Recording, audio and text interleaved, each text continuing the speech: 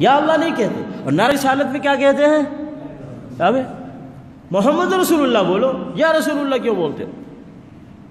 تو یہ بہر کے جہالت پہ چونکہ عمل ہوتا ہے تو یہ اس میں شرک بھی ہوتا ہے. نعرہ رسالت کیا نعرہ لگاتے ہیں اور نبی صلی اللہ علیہ وسلم کو پکارتے ہیں، اور نعت خوانی کے نام پر اس میں ایسے ایسے اشعار کہے جاتے ہیں جیسے نبی کھلاتا ہے اور نبی کا ہم گن گاتے ہیں. ایسے اشعار کہے جاتے ہیں. کیا کہتے ہیں؟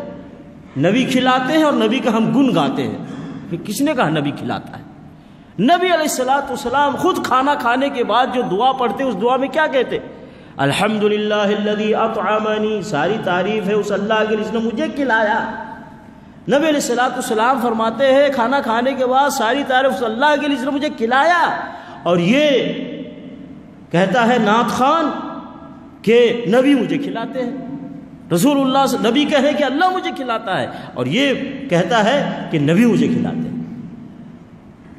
اور بے شمار آپ اشعار سنیں ان کے نعتیہ اشعار سنیں، اور اسی طریقے سے قوالیاں سنیں تو سارے شرک ملیں گے. تو عید میلاد النبی کے موقع پر جہاں بدعات ہوتے ہیں وہیں شرکیات بھی ہوتے ہیں. اسی طریقے سے بے حیائی کے سارے کام ہوتے ہیں.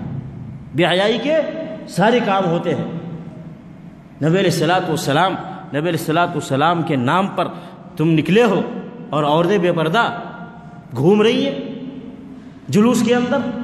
اتنا ہی نہیں، عورتیں ڈانس کر رہی ہیں عید میلاد النبی کے نام پر، ناچ رہے ہیں.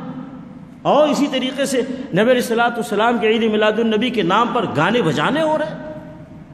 بے حیائی کے سارے کام ہوتے ہیں جس کا اسلام سے قطعاً کوئی تعلق نہیں ہوتا. اسی لیے میں کہتا ہوں عید میلاد النبی کے موقع پر کوئی کام ایسا نہیں ہوتا جس کا تعلق اسلام سے ہو، چونکہ عید میلاد النبی خود اسلام سے ہٹ کر ایک چیز ہے.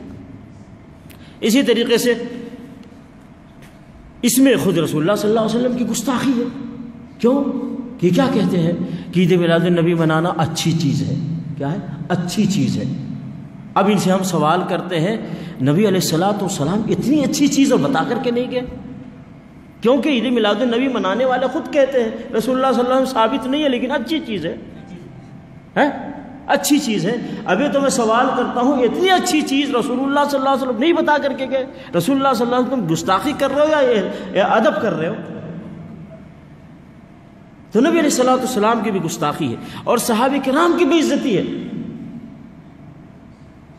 ابو بکر صدیق رضی اللہ تعالیٰ عنہ 2 سال حاکم رہے، حکمران رہے، خود پاور والے تھے. کیا اپنی حکومت میں اعلان نہیں کر سکتے تھے چلو عید میلاد النبی مناؤ سارے لوگ، چلو اس دن چھٹی رکھی جائے، جس دن عید میلاد النبی ہے اس دن چھٹی رکھی جائے، سارے کام ختم بند، اور عید میلاد النبی کے دن چھٹی بھی ہے اور چلو جلوس نکالو. ابو بکر صدیق نے کیا یہ کام؟ 2 سال حاکم رہے، حکمران ہیں. اس کے بعد عمر فاروق رضی اللہ تعالیٰ عنہ وہ بھی حکمران ہے، 10 سال سے زیادہ حاکم رہے. کیا انہوں نے اپنی زندگی میں عید میلاد النبی منوایا؟ اس کے بعد علی رضی اللہ تعالیٰ عنہ، عثمان غنی رضی اللہ تعالیٰ عنہ، علی رضی اللہ تعالیٰ عنہ، ابو بکر عمر سسر ہیں رسول اللہ صلی اللہ علیہ وسلم کے. عثمان اور علی رضی اللہ عنہم اجمعین یہ داماد ہیں رسول اللہ صلی اللہ علیہ وسلم کے. دین کا بھی رشتہ ہے اور گھریلو بھی رشتہ ہے. 2 قسم سے محبت ہے نبی علیہ الصلوۃ والسلام کے ساتھ، 2 ذریعے سے. لیکن کسی نے یہ کام نہیں کیا اور تم سمجھتے یہ اچھا کام ہے. یعنی صحابہ کرام کوئی چیز یہ پتہ نہیں چلا کہ اچھا کام ہے، یا پتہ چلا انہوں نے کیا نہیں کیونکہ رسول اللہ صلی اللہ علیہ وسلم کے ساتھ ان کی محبت نہیں تھی زیادہ، تمہاری محبت زیادہ ہے. صحابہ کرام کی بے عزتی ہے اس کے اندر.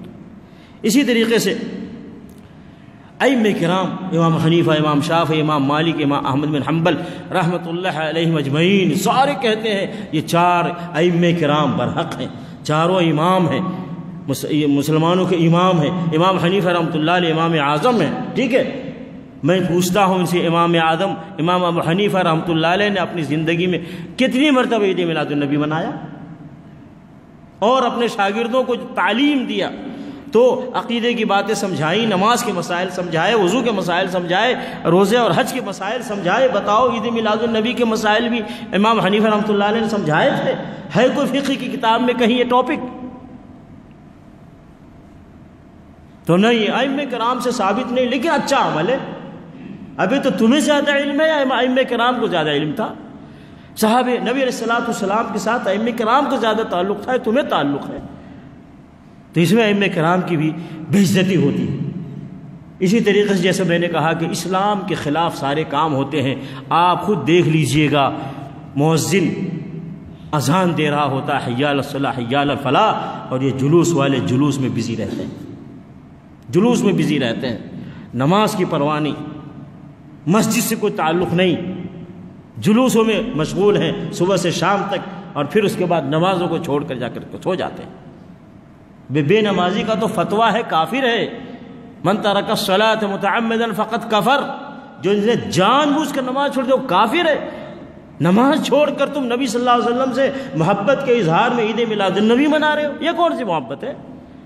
نبی علیہ الصلوۃ والسلام نے اپنی وفات سے پہلے جو آخری بات کہی تھی وہ کیا تھی؟ الصلاۃ الصلاۃ الصلاۃ، نماز کا خیال رکھنا، نماز کا خیال رکھنا، نماز کا خیال رکھنا۔ عید میلاد النبی کے نام پر خوشیاں مناتی ہے اور نماز کو ضائع کرتے ہو، جس کی اہمیت میں نبی صلی اللہ علیہ وسلم نے آخر میں نماز کی اہمیت کی بات کی۔ تو بار بار میں وہی کہتا ہوں کہ عید میلاد النبی میں سارے کام ہوتے ہیں، لیکن اسلام کا کوئی کام نہیں ہوتا، دین کا کوئی کام نہیں ہوتا، اللہ اور اللہ کے رسول صلی اللہ علیہ وسلم کے فرمان کے مطابق کوئی کام نہیں ہوتا، ساری مخالفت ہوتی ہے۔